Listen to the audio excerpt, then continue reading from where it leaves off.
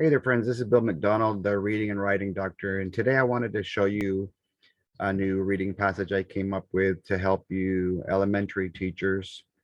Uh, I really enjoyed writing this one. I wrote it somewhere in my house and I kind of used my virtual background to help you and your students guess where I'm at. But in reality, you shouldn't have to be able to guess because instead of the saying a picture paints 1,000 words, 1,000 words should paint some pictures. Now, because this passage is called a poem, and this poem has stanzas, there are 8 of them. And so what I want to do for you on this first video is not answer any of the questions, but just kind of take a look at a couple of things that are in my reading guides that will help your students be able to have an easier time when it comes to analyzing a selection uh, in several different ways. So let me show you 2 things really quickly, and then we will read the poem together. I'm going to show you how to use pictures, especially for kids who struggle with reading and writing. So my rules for reading is pretty similar to the rules for math and for writing that I have, except for I made a new one this school year because I noticed a connection in terms of all reading questions relating to an acronym that we say when we write a letter to somebody, we say PS. Postscript, I think is what it means, is you're going to add a little bit more. Well, you can also whisper to someone and say psst. So when you look at my R and U, I think this is really going to go a long ways in helping students to understand some important things when it comes to reading. Read each question. Yes, we need to do that. That way you can find out, is that question asking about an S sentence or sentences plural, a section singular or sections plural, a stanza or stanzas plural, a scene or scenes plural, a selection or selections plural, paragraph or paragraphs plural, the entire passage or passages plural when you're talking about paired passages. And when you're reading, you should read solo if you believe in auditory learners. And what does solo mean? Softly with a partner, or when you're testing solo on an actual test. You want to be able to whisper softly so that you can hear. When you're doing it as a class or in group format so that everybody can hear, especially the non-readers, you want to do it loudly. And so as you're reading, you want to be able to underline and label the important words, phrases, details, and information in each question, and psst, the things that start with a P up here or an S, because all reading questions are going to be related to one of those things that start with a P or an S. When you label the big idea of each paragraph or section of the selection, because you can't say story, which a lot of people say, I mentioned in my last video, basically looking for some keywords. What are the hashtag words? And what I'm going to do in this selection called the poem, which has stanzas, is just draw little pictures to represent the 5 senses. So very quickly, we'll evaluate the question and then execute, not ugly, the strategies. Then we'll begin to eliminate and explain all the wrong answers, select the one correct answer, or starting next year, if there's more than one, select the correct answers, show why it's correct, Scantron in paper or pencil tests, or submit if it's online or computer format. So that's my new reading. And so for those of you that buy the binder or already bought it, you'll be getting this in addition to this passage that is a poem based on some third grade level questions. And because many of the questions did poorly, this would be appropriate for both third and fourth grade. And so what I want you to have your kids think about right away, because this is my redevising graphic organizer, it helps with both reading and writing. Some things that you can think about is, what is the purpose? It's going to be a poem. What's the point of view?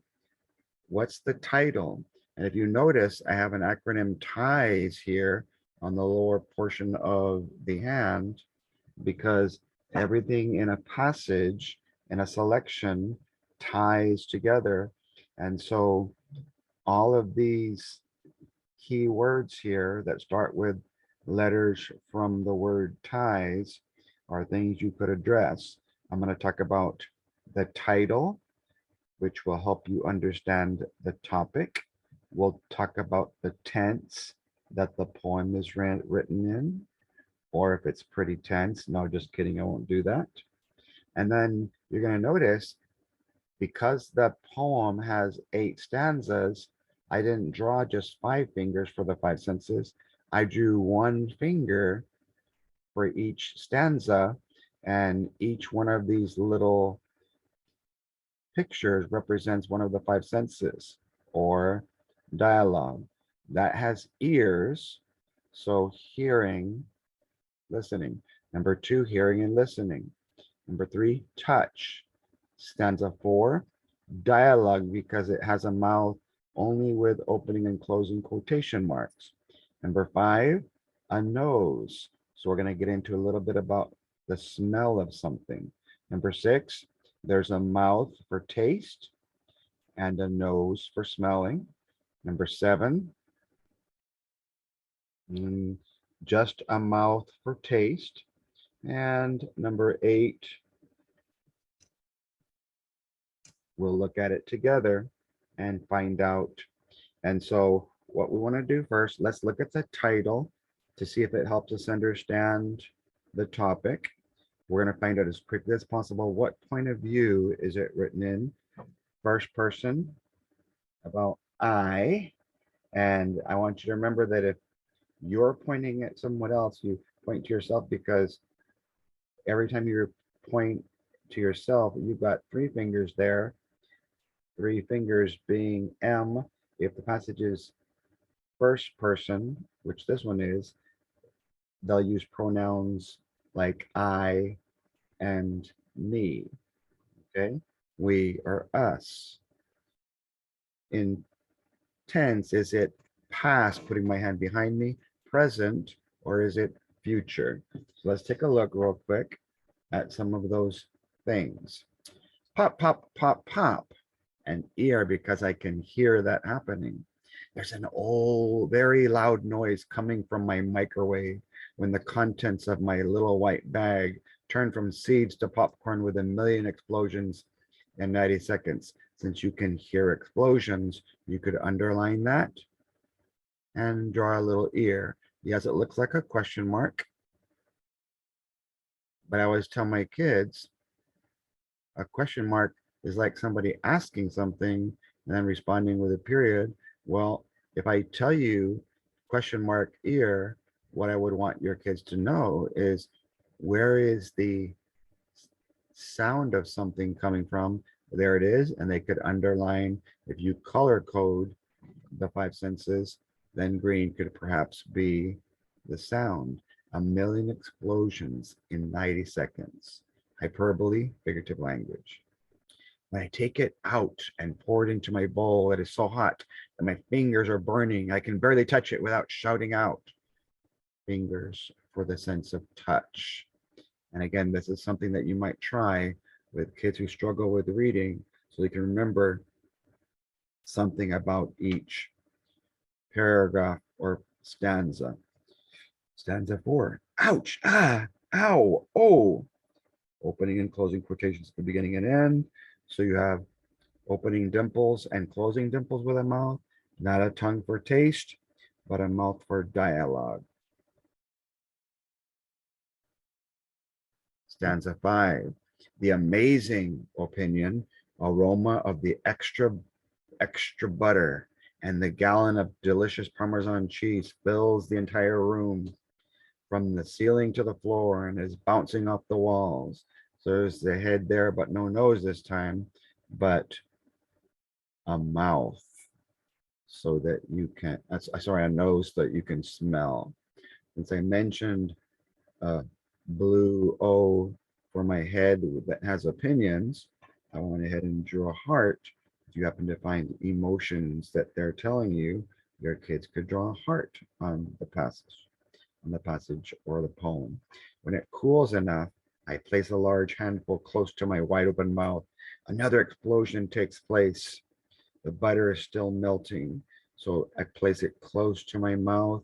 So I was imagining my tongue already watering there. So even though I don't get to taste it yet, sometimes when something's very close to your mouth, you can feel that mouth-watering sensation that you can talk about with your students. The butter is still melting and the aroma is rising to my nostrils. Aroma is a key word for smell.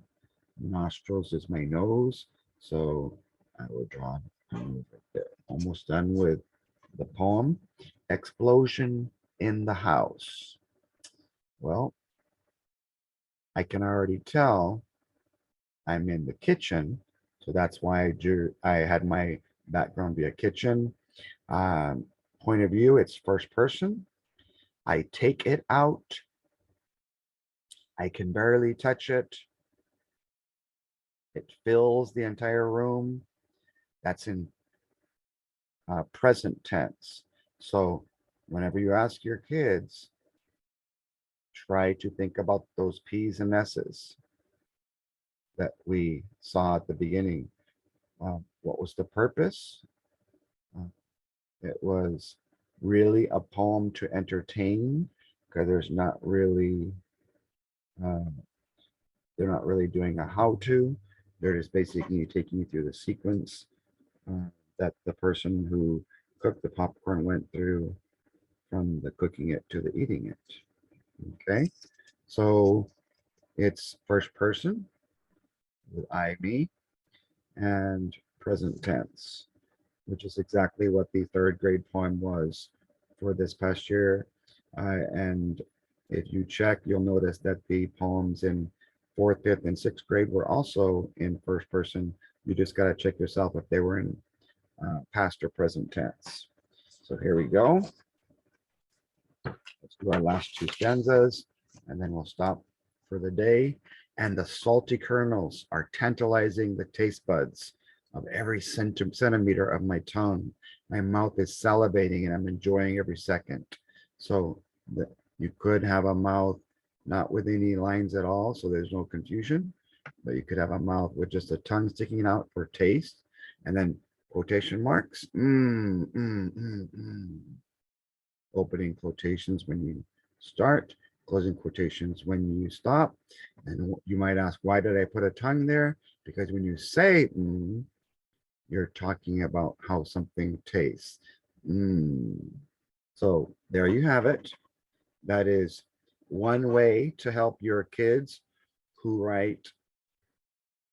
struggle with writing and struggle with reading.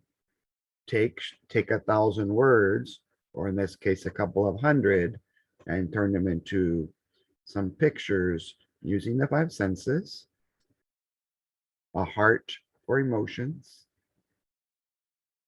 a head with a little O inside for opinion, a little circle for an opinion, and the little mouth with the quotation marks for dialogue. Hope you like the ideas.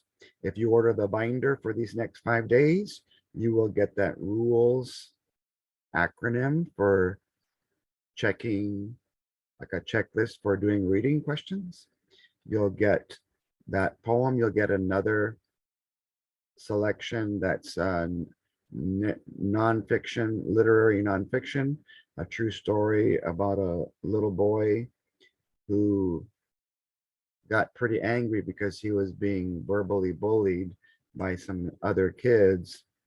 And by the end of the story, he has to learn how to forgive. So those will all be included for free if you order in these next 5 days for that special price on my binder, $5 for 5 days.